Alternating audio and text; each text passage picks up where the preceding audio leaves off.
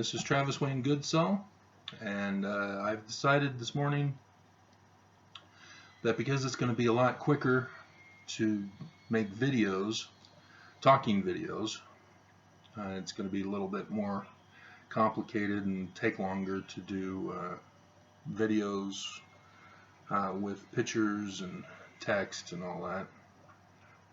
I'm not very tech savvy, but I catch on over time. I'm used to doing books. I've been doing them through Amazon because they're free to make and upload, and Amazon takes care of all the sales for me, even though I don't get much from them. But that's enabled me to obtain more than 400 books. But it's quicker to do talking video than it is to write a book.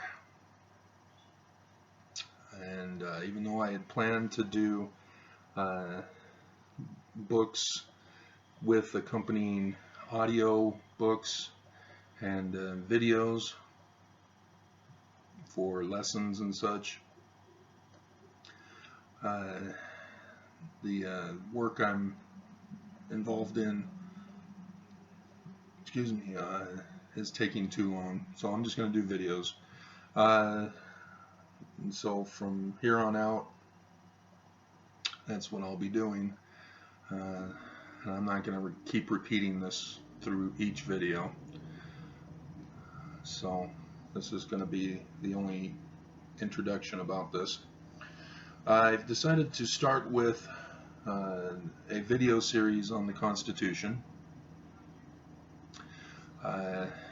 People are talking in the news about constitutional crisis, and there are people who are saying, no, there is no constitutional crisis, our government is working just fine. But no, it's not. We're in a constitutional crisis. A constitutional crisis is a situation where one branch of government is violating the Constitution and are not being kept in check by the other branches of government. It's that simple. And so, as you recognize, we have a fully Republican Party dominated government. Republicans control the House and the Senate. Republicans control the presidency, the executive branch, and Republicans control the Supreme Court and are fighting to put in Kavanaugh to assure that dominance in the Supreme Court. That's a constitutional crisis. The Constitution does not say anywhere that we're to have party-run government. The Constitution itself declares what type of government we're supposed to have. And here's the Constitution. I'll get it in the frame. This is the document that I'll be going off of. And so we need Section 4, or not Section 4, Article 4, and Article 6, because those two describe the form of government we're supposed to have. And people get confused by only doing, I think it's Article 6, where it says a Republican form of government. And they leave out the 4, where it says the Supreme Court, or the Supreme Court, the Constitution is the supreme law of the land. So you got to combine both of those together to find out what type of government they intended us to have. Okay, yeah. 4 is the Republican form of government. Section 4 in Article 4. The United States shall guarantee to every state in this Union a republican form of government, and shall protect each of them against invasion, and on application of the legislature or of the executive when the legislature cannot be convened, against domestic violence. And that's where we get into martial law, which is not in the Constitution per se, but it's discussed with militia. All right, so republican form of government, and then Article 6. In the second paragraph, because the first paragraph talks about debts, it says, "This Constitution and the laws of the United States, which shall be made in pursuance thereof, and all treaties made, or which shall be made, under the authority of the United States, shall be the supreme law of the land. And the judges in every state shall be bound thereby. Anything in the Constitution or laws of any state to the contrary notwithstanding." That is significant, because and that's where my discussion will be today. And then the third paragraph is senators and representatives, members of each state legislature, all executive and judicial officers, both of the United States and of the states, shall be bound by oath or affirmation to support this Constitution. And then no religious test to enter office. This is not complicated. People talk about how, only lawyers, only politicians can understand the Constitution and explain it to we, the dumb people. If you remember the Dark Ages, why was it the Dark Ages? You had a dominant church controlling the minds of the people, with a pastor of the local community, congregation, reading from the Bible and giving their extrapolation of the meaning of the words.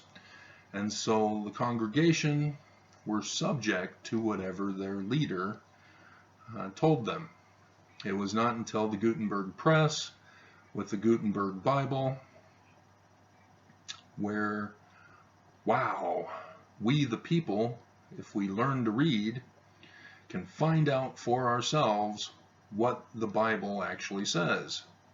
And it gets more complicated because of translations over time and errors in translation.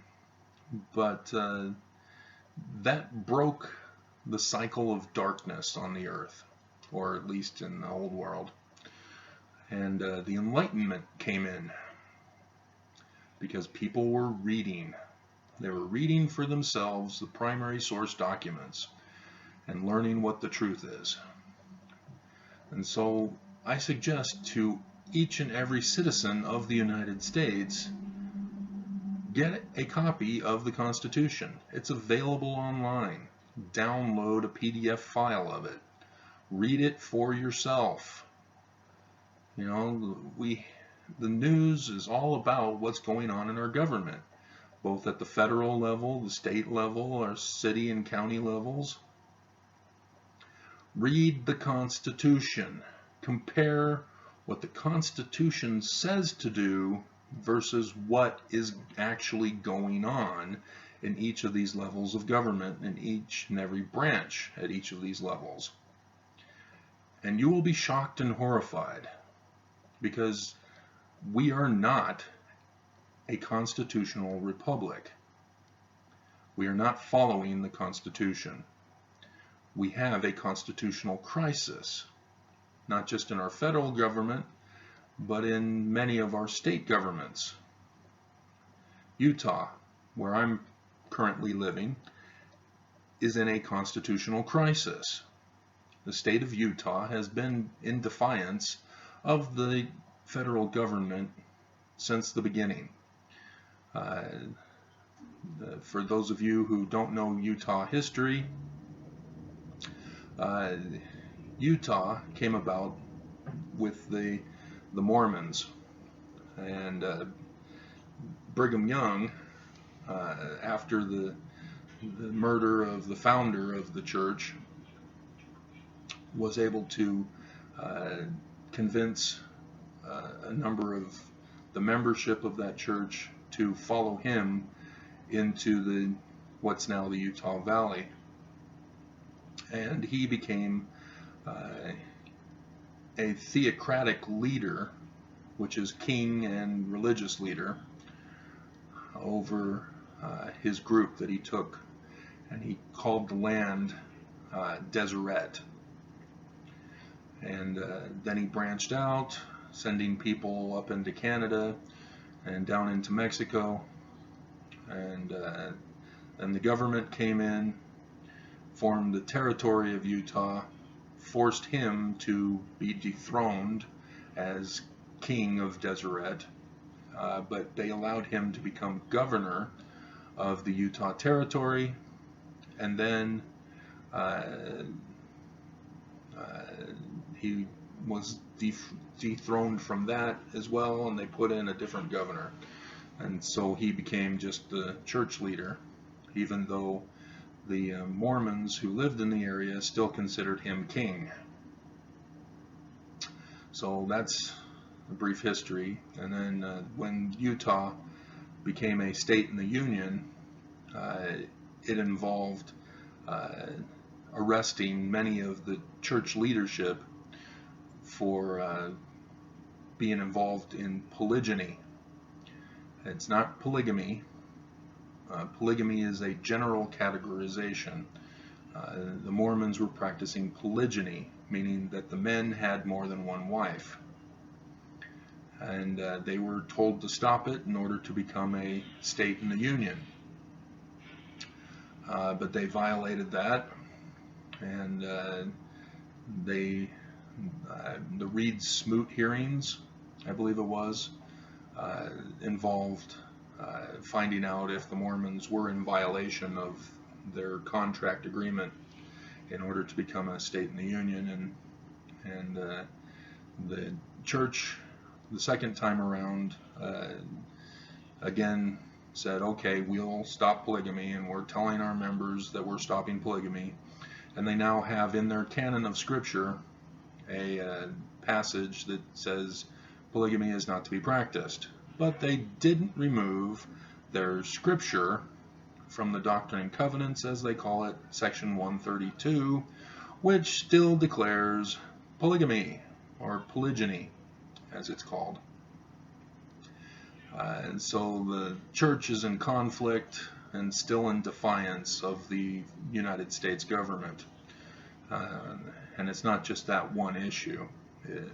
Utah has wanted to be its own governing body, similar to Texas, if you know the history of Texas as well. Texans don't want anything to do with the United States, and were forced to submit to the United States. And same with the North and the South conflict. The South wanted no part of the United States and wanted to form their own country. And then we had the Civil War and blah, blah, blah. So we're not a United States yet. We were supposed to be a melting pot. We were not supposed to be tribal groups immigrating to America and forming our own communities independent of the Constitution, our constitutional rights, and so we've got a lot of problems in this country simply because no one's following the Constitution. And so we're not supposed to have little Tokyos in other, the Soho district or whatever. In New York, there's the Jewish community. So when you go walking through the Jewish community on their Saturday Sabbath, you can see them all dressed up going to the synagogue. And it's a great cultural experience, but it's unconstitutional. Jews should be free and equal as everyone else. They should not be segregated into communities. We have had a serious problem of segregation in this country, and that's not right. Okay, let me get to the difference between a representative republic, democracy, and a constitutional republic.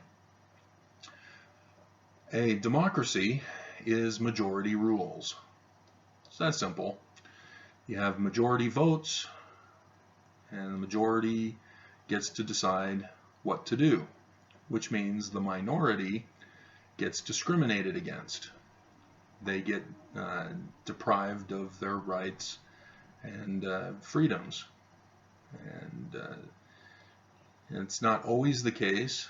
You know, if you had the majority who were good people and wanting equality for everybody, that would be fine, but there's no guarantee. As we see in the United States, people want power for either themselves to control others or for their group or organization they belong to. So in Utah, for example, it's dominated by the LDS Church. And so the government is controlled by the LDS Church. Church and state are one in Utah.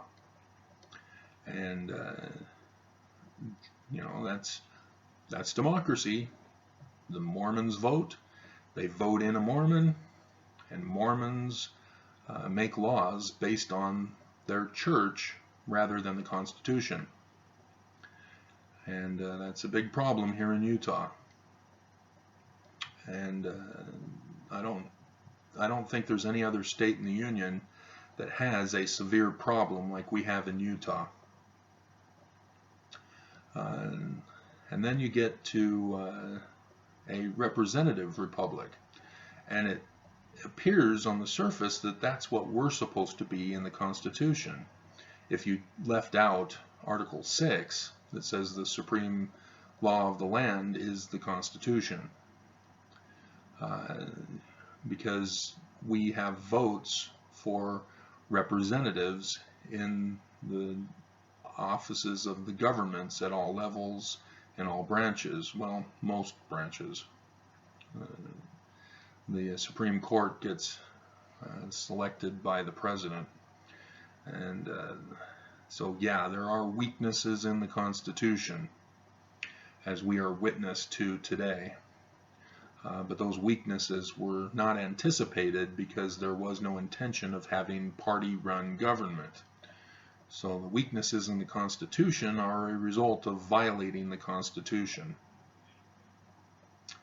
But representative republic is simply the citizens vote for representatives to take care of our needs, our rights, our freedoms, our liberties, our protection. And that's not the government we're supposed to have. Instead, we have a constitutional republic. A constitutional republic is where the people would govern themselves according to a constitution. And the Constitution was formed in a primitive society, technically. The United States was brand new. It was still developing. They did not have the technologies that we do today. They do not have the inventions and the knowledge that we have today. And consequently, they had to make compromises when you have the South Carolina delegate arguing for a king and others wanting just a judicial and a legislative branch of government. And so the compromise involved an executive branch.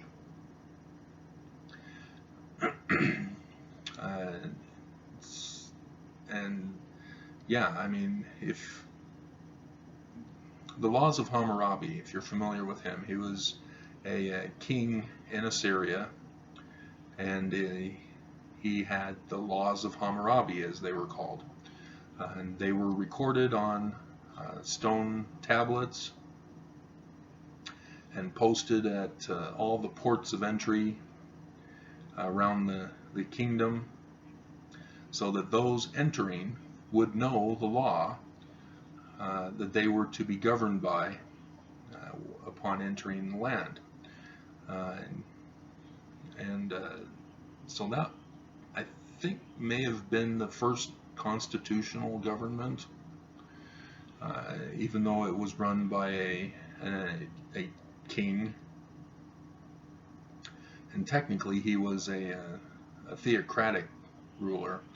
He was the leader of the church as well as the leader of the government. Scholars tend to omit that when they discuss the form of government that they had. The Egyptians likewise were a theocratic government. Those were the ancient original governments. So they weren't a monarchy, they weren't a autocrat government. They were theocracies. So if you're familiar with other of my works on the Constitution and types of governments and such, I keep pushing for a constitutional republic. I want a government run by a constitution, and we can design it such that we don't need representation. We don't need a representative republic. We can do it with the Constitution, and thus we can govern ourselves. And it's real easy to do. I mean, we have other documents that have been provided that we know that the governing principle of any governing body or constitution is love. You know, we can go to the Bible, and the Christians have Jesus who says, well, it's discussed in a story in the Gospels that love is the greatest commandment. They break it down into love God, love your neighbor, but the core feature is love. And that came from the Jewish Torah in Deuteronomy that outright says love is the governing law. And that's all we need to understand when we're talking about governing. What we're witnessing today is party dominance, party control. And we're left to choose between two parties, and party rules over the rights of the other party, and that's not love. That's not equality. That's why my slogan that I've posted on my website is equality over majority. Majority obviously referring to democracy. And that's what everybody keeps pushing that we have and that we follow, because people want majority rights over the rights of equality rights. That's what they mean when they say that we're a democracy. Democracy is being threatened. They're covering up. They're using democracy as a shield to protect what they're really thinking inside. And so what they're saying is, we don't like being the minority. We want to be the majority to have our rights. And the majority are saying, quit complaining. We're in control. We're the majority. This is democracy. Live with it. And that's not love. That's not equality. And that's what we're having to deal with, because we violated the Constitution when Thomas Jefferson created the first political party to run for government. And so I hope you understand that we're supposed to be a constitutional government, a constitutional republic. Not a democracy, not a representative republic, and definitely not socialism, which is emerging for these midterms. We have outright proclaimed socialists running for office, and they're kicking butt, and that's great. But we're not supposed to be socialist. We're supposed to be a constitutional republic. Equality for all. Not equality for the majority. Equality for all. No segregation. A melting pot, a united states.